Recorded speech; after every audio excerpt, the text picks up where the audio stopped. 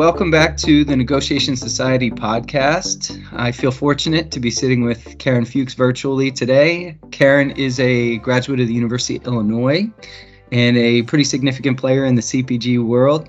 She started her career as an analyst working through with Nestle ice cream, so that's exciting. Then moved her way up through field operations, regional manager, and then sales manager and national sales managers with dryers.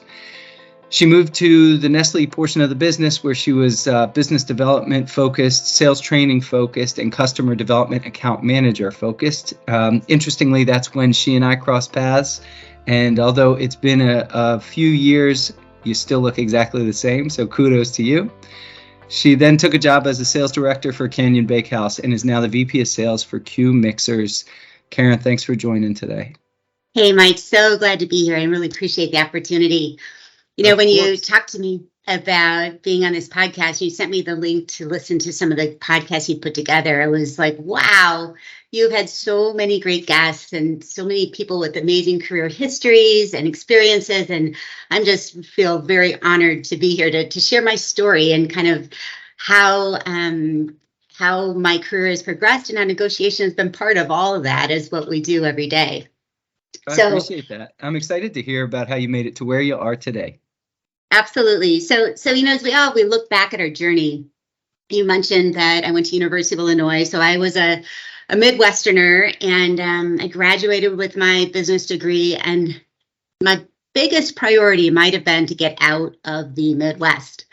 And so it's funny, you know, out of school, when you're a really active person in school, you have options, right? And so when I was graduating, I had three very different options for careers to follow. And I don't think when you're 21 years old, you realize how important those first decisions are that you make. So one was with Nielsen, and that would have been, I think, in Indiana. Second was with Leo Burnett Advertising in their client services, which was in Chicago. And then finally, I had a position at several sales companies I was playing with. And my choice really would have been Carnation Company's sales management program, which happened to be an offer in Seattle.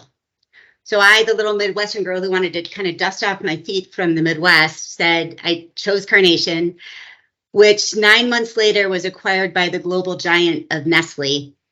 And I started a pretty incredible 26-year journey with this company that was known for good food, good life. So as I step back and I look like 26 years, wow, and there were 11 different roles during that time.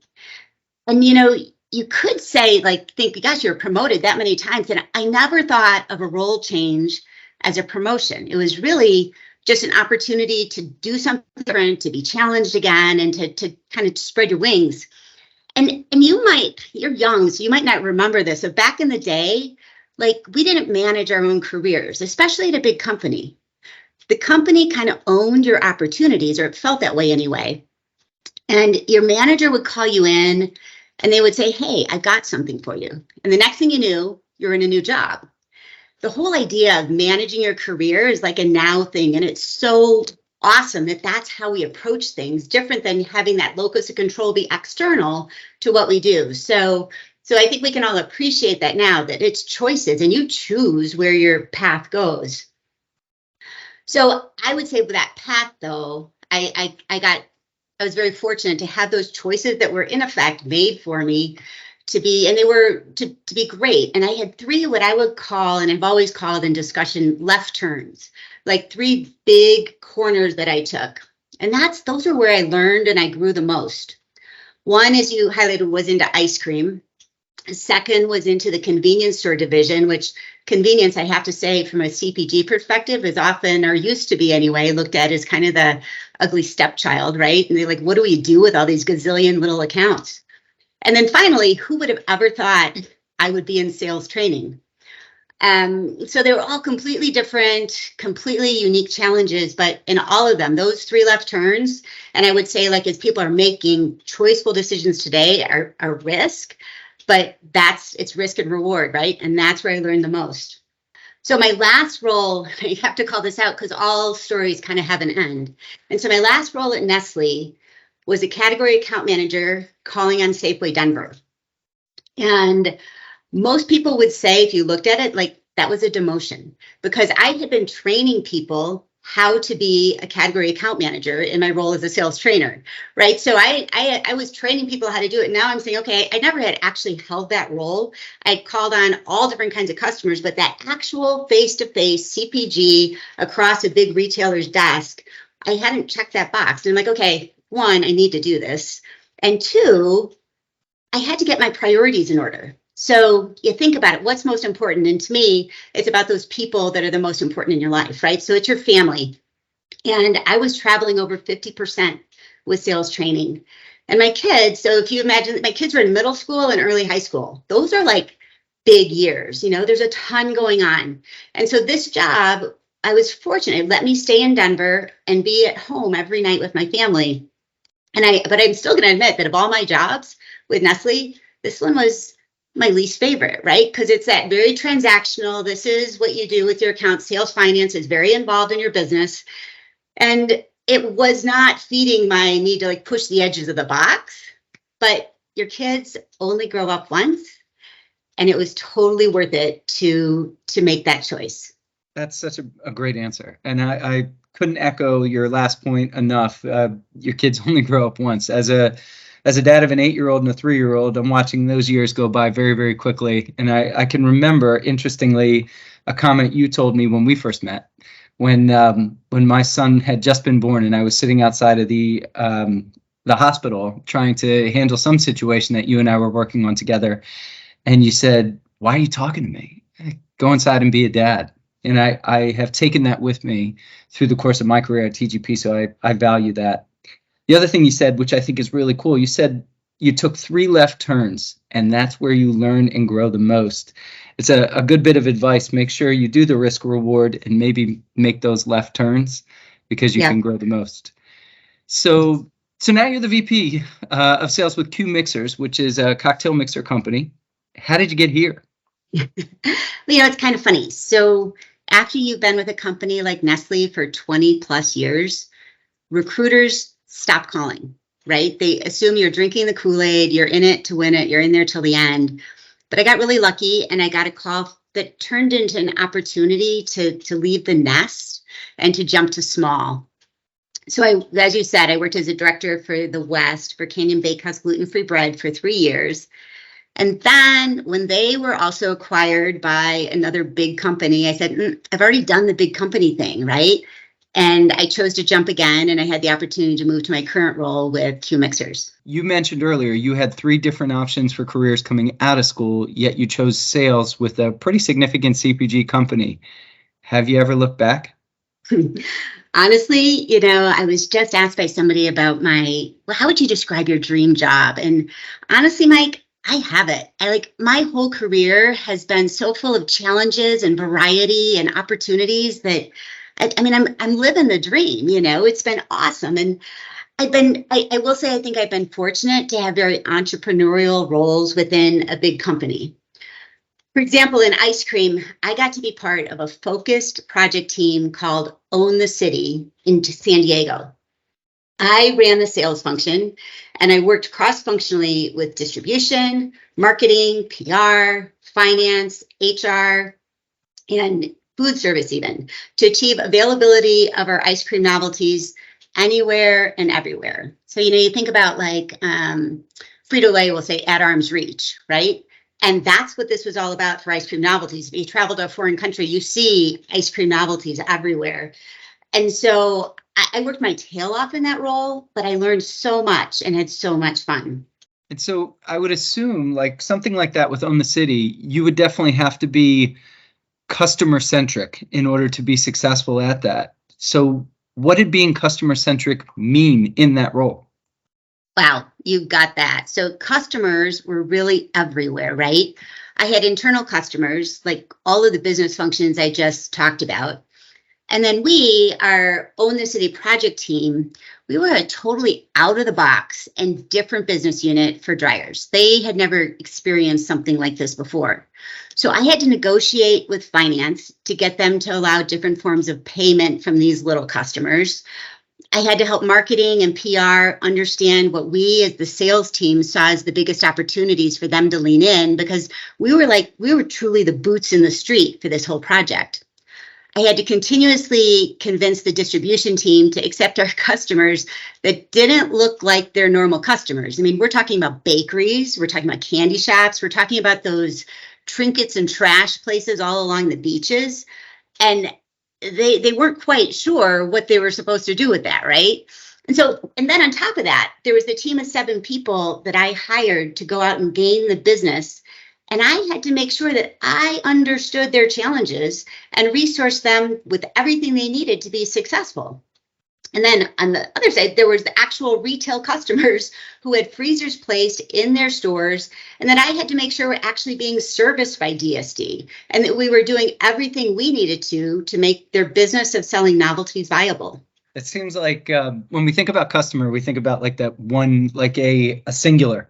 But that was fundamentally not the case with you, very much multiple, and you had customers both internally and externally. So obviously an easy task for you to Not complete. Fragmented at all.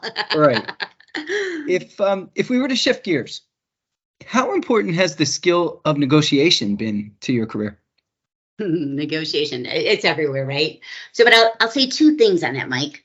So first, when I think about negotiation success is really about how you show up every single day. Because we're in a long-term relationship business, both internally and externally.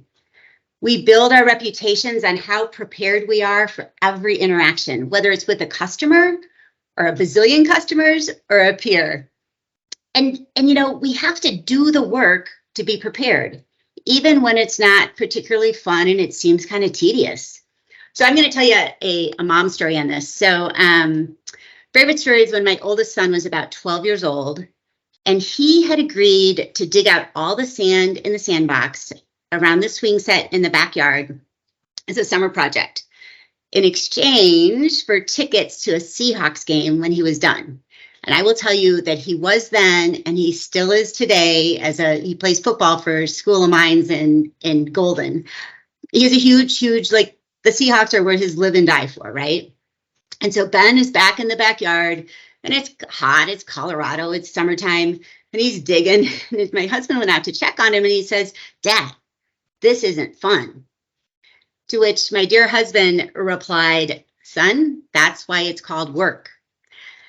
And that's the reality of it all, right? Is that preparation for negotiation the same way is work. And that means whether it's like digging in to understand why finance doesn't want to change the way it accepts payments, and then digging deeper to find out, okay, what history is there I don't understand? What's going on behind the scenes? How am I going to address this so that they feel comfortable? That's the work. That's the preparation. Or if it's making sure that your data is right when you're assessing the size of an opportunity. That work you do in advance is absolutely critical to establishing your credibility and ensuring you're going to have a great conversation in the negotiation. So I said there are 2 things. The second one I want to talk about is with negotiations, really, it's about how you and I met, Mike. Remember, I was in sales training, and so I was digging in and rewriting virtually all of our sales training courses. At that point, in 2011, all the courses had been written by people who were in the sales training role.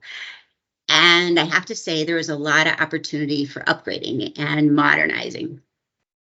So I had been promoted to the sales training manager role after co-writing a new platform presentation skills class with the other training manager. And the next big opportunity for upgrade really was our negotiation class. So I dug in, I did a ton of research. I reached out to the Nestle sales training team in Canada to check and see what they had for a course. I took classes in course design and facilitation. And honestly, I came up with what I thought was a pretty good class. It had role plays, it had videos, had a ton of interaction. But at about that same time, other Nestle companies were getting involved with the gap. And sales leadership at Nestle USA thought we should start a relationship with you guys. So long story short, and I probably blew that already, but I took a couple of your courses. I integrated some of your ideas into what we taught internally. And then I looked at buying into your courses for some of our top tier managers. That evolved into setting a strategy of including most roles in the sales division in your training, and even integrating the gap into the work we were doing with Nestle globally. So I would say that setting the strategy to work with you and your people to train our organization really was one of the most impactful things our training team did for the sales organization. So thank you for that. And thank you for being so amazing to work with during those years when that was what we were doing together. Of course. And listen, you knocked it out of the park. So I appreciate you giving us the shout, but it's definitely a partnership, as you know. There's a couple things you talked about, which I'd just like to bring back up because I thought they were so critical. Negotiation success is representative of how you show up every day, whether you're digging a sandbox or you're working with a financial team. I think that's great advice. And having to be prepared, which you definitely are, and I can attest to that. I can remember. It's work. That's the tough stuff, but you have to do it. And it's that preparation that establishes credibility and gives you the opportunity to set strategy. I think that's great. Now, any personal or work-related negotiation success or disaster stories? Of course, there are always tons of stories, right? But I'm going to pull one out that is, is for all of us who are parents out there, is that, it's this idea of you want to leave a legacy. You want to think you're making an impact on these kids, and they're gonna have such great memories and experiences and everything you've done.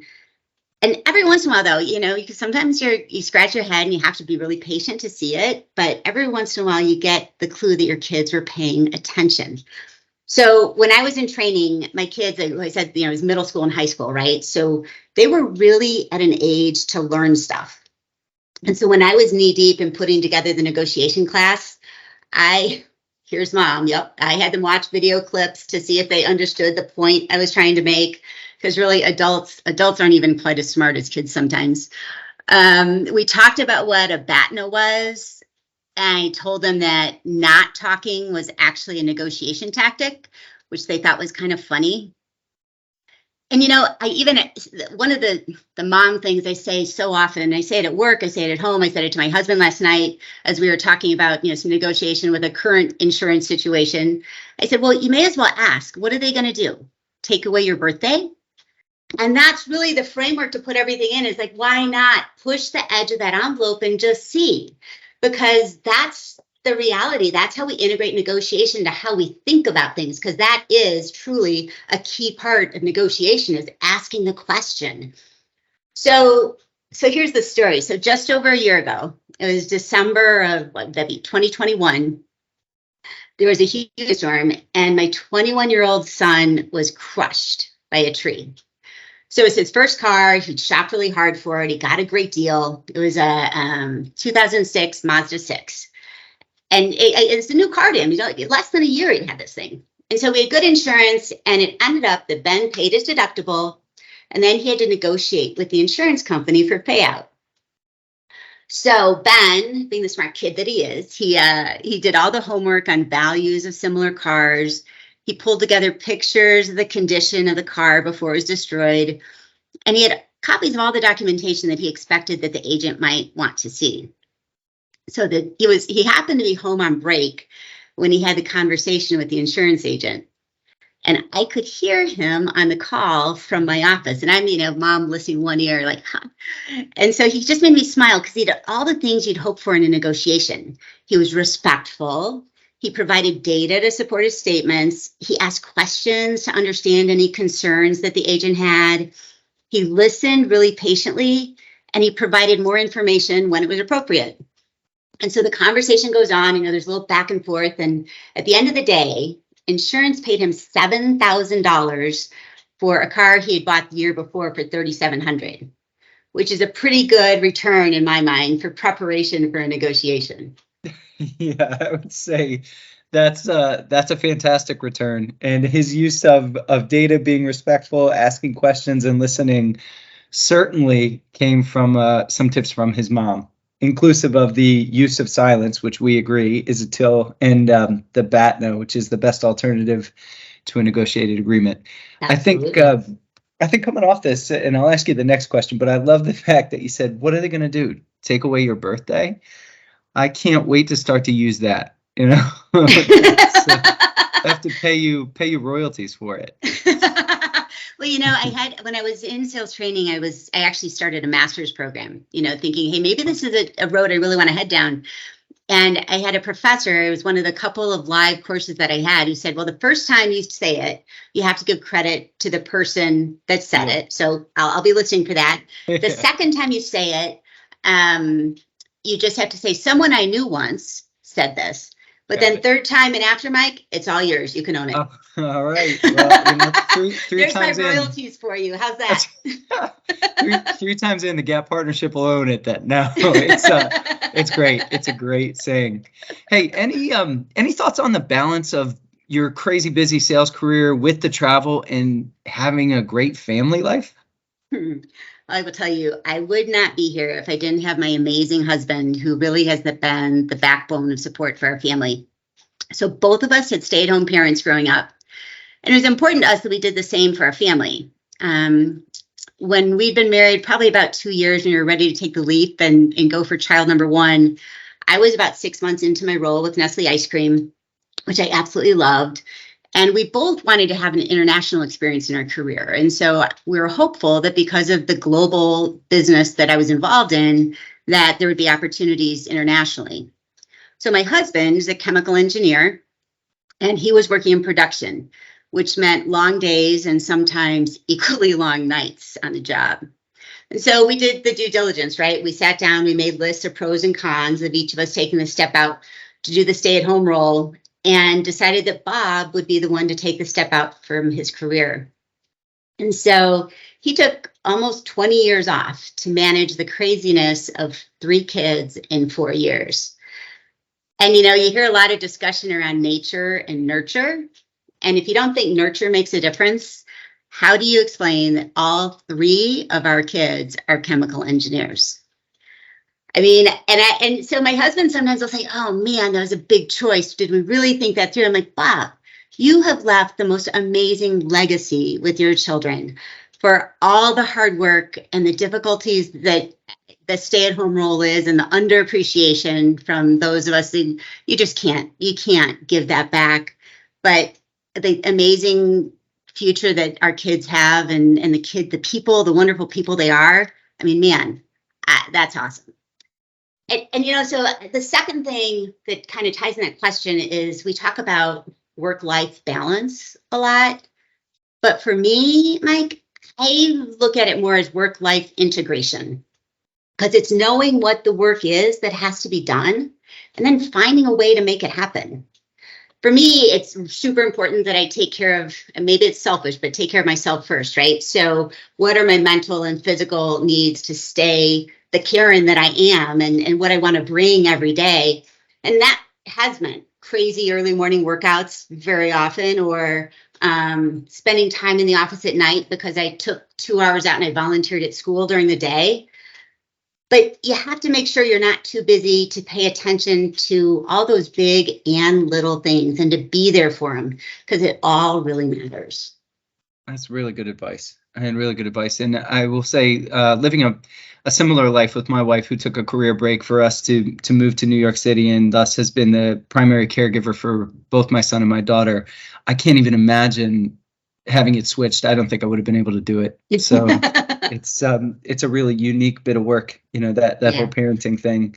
Yeah. And I love the idea around work-life integration. I think that's a cool way to look at it, rather than just a balance, because ultimately it's tough to get the balance right. Mm-hmm. Absolutely. So final thoughts as our time is up on negotiation. Anything you want to add, or maybe how you see it integrated into everyday life? As I've said, like, negotiation is part of life, right? It's you've got your birthday, and it's, you got to keep thinking, it's what's coming up next. And so I really distill it down to 5 simple things. And the funny thing is, they're 5 words that all start with C. The first is about consistency, right? It's how you show up every day. As I said earlier, it's being that consistent person and consistent way of operating, conducting yourself, and doing those things. The second 2 are related. Curiosity and creativity. Because if you think about those, that's about having a learning mindset and spinning things around in your head so you can consider all the angles. Third or fourth really is challenge.